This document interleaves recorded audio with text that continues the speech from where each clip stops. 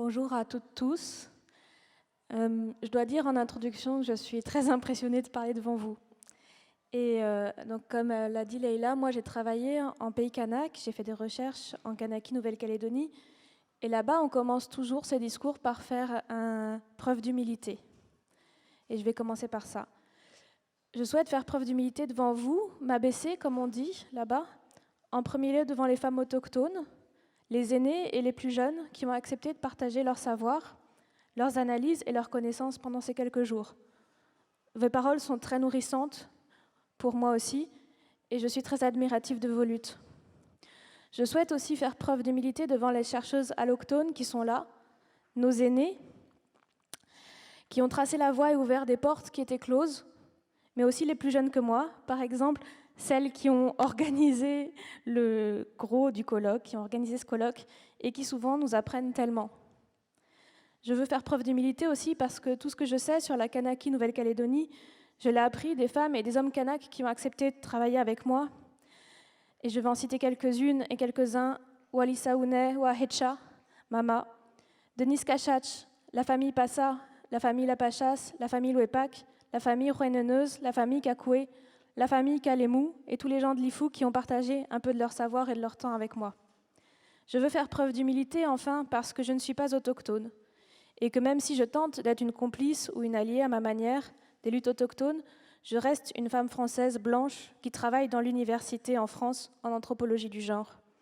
Et mes origines, comme le milieu social dans lequel j'évolue, me façonnent toujours en partie. Être blanche et française, cela signifie très très souvent avoir des colons dans sa famille, dans ses arrière-grands-parents, dans ses grands-parents, dans ses parents, mais aussi souvent avoir des expatriés qui travaillent dans des formes de néocolonialisme, toujours aujourd'hui. Et ça a une influence forte sur nos vies, sur notre manière de voir le monde, mais aussi sur les biens que nos familles possèdent.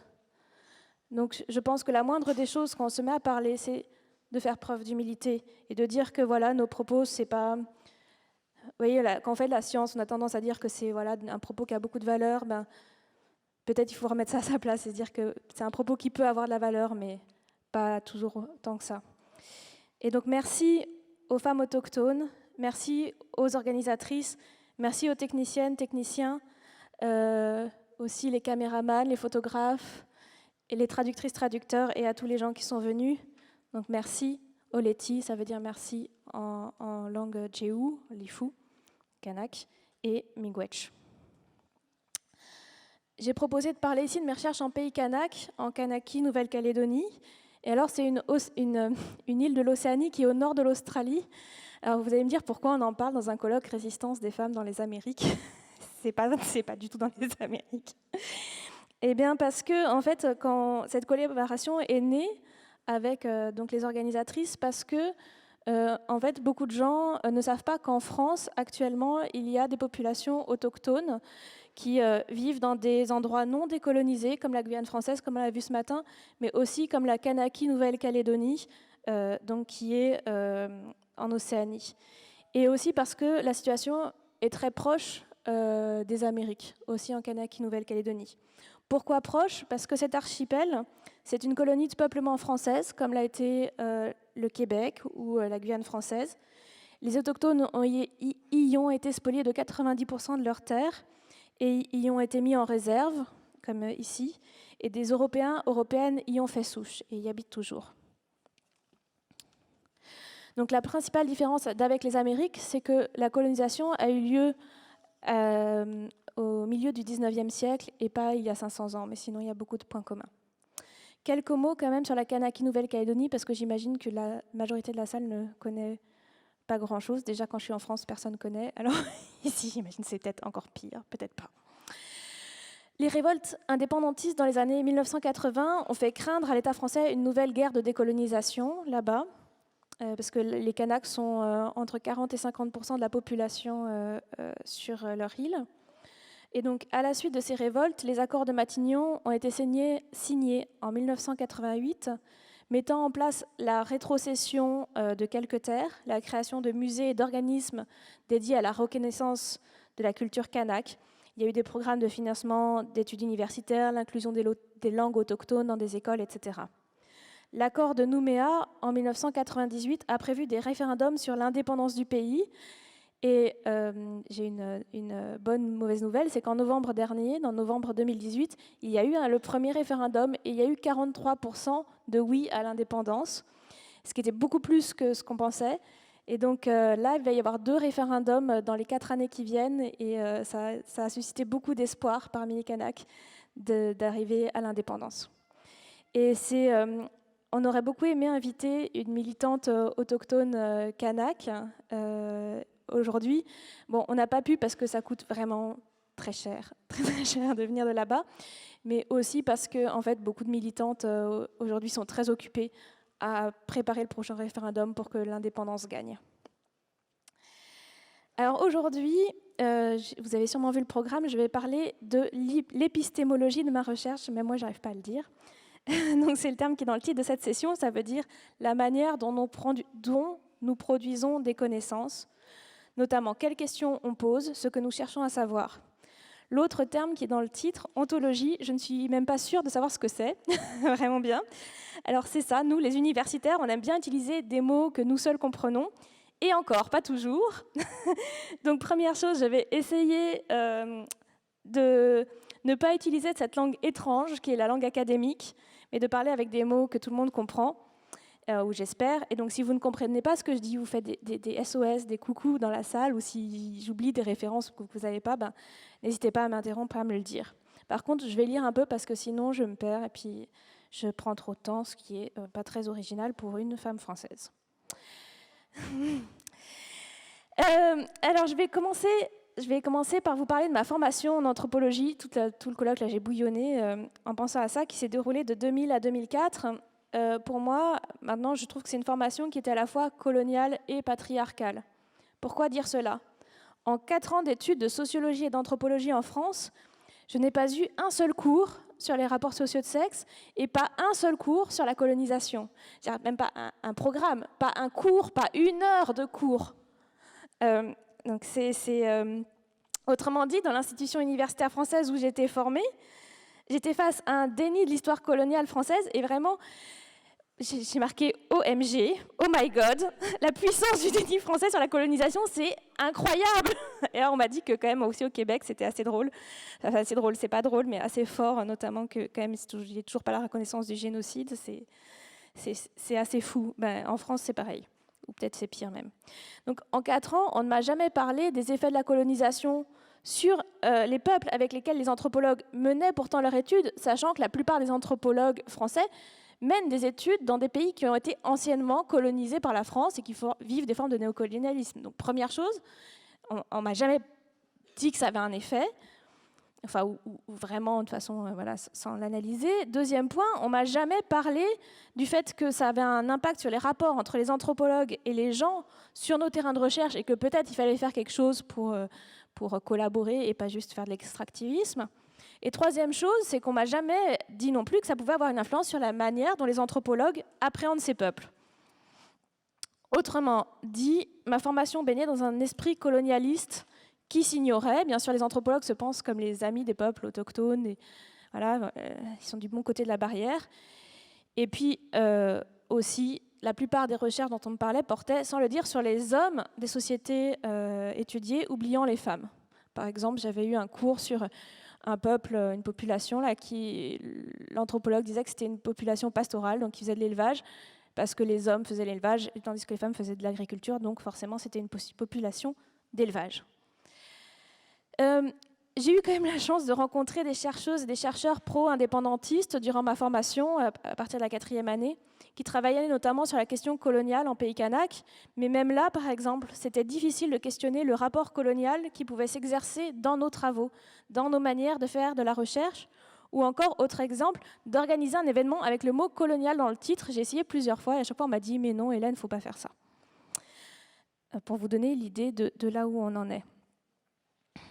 Heureusement, quand même, pour faire une note positive, aujourd'hui, dans l'université française, il y a de plus en plus de chercheuses et de chercheurs qui ont des parents qui viennent des pays ou de peuples colonisés et qui sont en train de mettre un coup de pied dans la fourmilière On m'a dit que ce n'était pas une expression québécoise, mais je pense que vous comprenez ce que c'est et ce que ça veut dire. Ils sont en train de mettre un sacré coup de pied dans la fourmilière, et c'est une très grosse fourmilière. L'histoire de la colonisation française. Donc en 2003, je suis partie faire une recherche avec les associations de femmes Kanak à Lifou, une des îles de la Kanaki Nouvelle-Calédonie, et donc là, je me suis intéressée aux études féministes et à l'anthropologie du genre. Alors l'objectif de la plupart de ces études était de décrire le système de genre des cultures étudiées, c'est-à-dire l'organisation des rapports sociaux entre les femmes et les hommes, considérée presque toujours comme une des caractéristiques de la culture locale. Et ces études reproduisaient le plus souvent, comme l'a montré Chandra Talpade-Mohanty en 1984, l'idée selon laquelle les femmes des pays colonisés étaient particulièrement opprimées par des patriarcats traditionnels très violents, quand les femmes des pays occidentaux seraient, elles, bien plus libres. Les discours médiatiques et politiques, vous le savez, utilisaient et utilisent toujours cette idée selon laquelle les pays occidentaux seraient plus avancés du point de vue du droit des femmes, quand les peuples colonisés, eux, seraient en retard sur cette question, ce qui serait le témoin, selon les discours, de la culture inférieure ou barbare de ces peuples. Donc, les études sur le genre pouvaient véhiculer des stéréotypes racistes et servir d'arguments racistes. En Kanaki, Nouvelle-Calédonie, comment ça se passe? Les blancs, blanches du territoire attribuent aussi la domination masculine au sein de la communauté kanak à un trait culturel kanak précolonial et s'en servent couramment lors de propos racistes. Mais la domination masculine est aussi pensée par la majorité des Kanaks et revendiquée par certains hommes Kanaks comme une tradition ancestrale. La plupart des gens pensent que les hiérarchies sexuées, au temps des ancêtres, étaient encore plus fortes qu'aujourd'hui. En gros, la plupart des gens adhèrent à l'idée que l'influence française aurait eu tendance et aurait toujours tendance à promouvoir l'égalité entre les femmes et les hommes. Or, les féministes décoloniales, par exemple, ont fortement critiqué cette manière de voir les choses. Par exemple, Maria Lugones, en s'appuyant sur Paola Gunn-Allen et Oyeronke Oyewumi, affirme que dans les sociétés précoloniales Yoruba ou autochtones d'Abya-Yala, les Amériques, comme on l'a vu ce matin, les conceptions patriarcales, binaires et homophobes du genre n'existaient pas. Ainsi, l'organisation actuelle des rapports sociaux de sexe est dans leur perspective le fruit de ce qu'elles appellent, de ce que Maria Lugones appelle la colonialité du genre, c'est-à-dire de l'invasion occidentale, même si des formes de résistance perdurent à travers le temps. D'autres féministes proches des courants décoloniaux, tels Bereni Mendoza, je me dis mince, ça y est, c'est déjà 5 minutes, et la féministe bolivienne Aymara Julieta Paredes, pensent qu'il existait différents systèmes de genre avant la colonisation européenne, dont certains étaient patriarcaux et à des degrés d'intensité variables. Dans cette perspective, la colonisation a d'une part renforcé les patriarcats locaux, une jonction patriarcale ayant eu lieu, et d'autre part, la colonisation a, selon elle, profondément déshumanisé les femmes et les hommes colonisés, ces dernières devenant des proies pour les hommes colonisateurs et colonisés. Donc toutes ces recherches montrent que les rapports sociaux de sexe des pays colonisés ont été profondément modifiés par la colonisation et qui a amplifié considérablement la domination masculine intracommunautaire et les violences faites aux femmes. Et donc, dans ma première recherche avec les associations de femmes kanak, je me suis demandé comment faire pour à la fois ne pas nier ce que me disaient les femmes, elles me parlaient beaucoup de la domination masculine intracommunautaire, sans pour autant donner des arguments au racisme anti-kanak.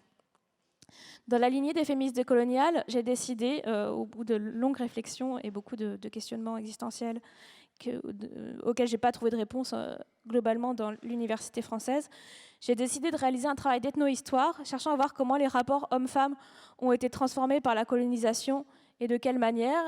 Et je rejoins beaucoup en fait, des travaux qui ont été exposés jusqu'à aujourd'hui sur ces questions-là. Alors je vais aborder 2 points. Je vais aborder d'abord le fait que la colonisation était patriarcale. Ensuite, je vais aborder le travail des missions chrétiennes. Je ne vais pas faire ça. C'est 5 minutes. Je savais que de toute façon, je dépasserais.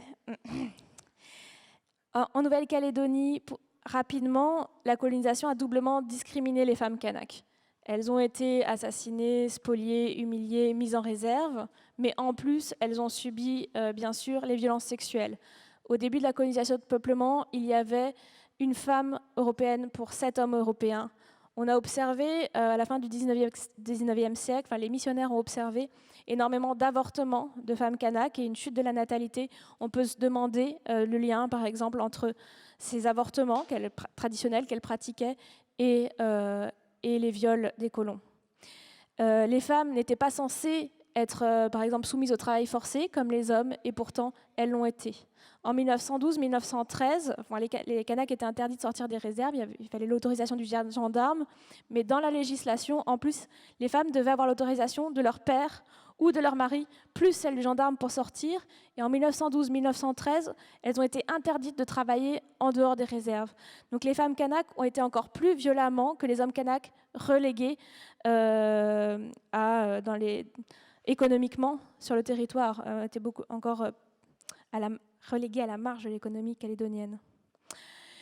Et ça continue. C'est qu'à partir des années 1980, lors des révoltes indépendantistes et notamment des mouvements de femmes kanaks, que celles-ci ont commencé à avoir un réel accès à l'école, à la santé, à la justice, enfin un accès déjà amélioré pour défendre leurs droits et faire des choses. Alors qu'avant, même les lois féministes qui étaient votées en France n'étaient pas appliquées sur le territoire. Par exemple, sur l'avortement qui a été voté en 1975 en France, ça a été appliqué en 1995 en Kanaki, Nouvelle-Calédonie. Aussi, ce qu'il faut voir, c'est que le système de genre, je vais sortir de mes notes, autrement je vais pas réussir, a été profondément modifié par la christianisation.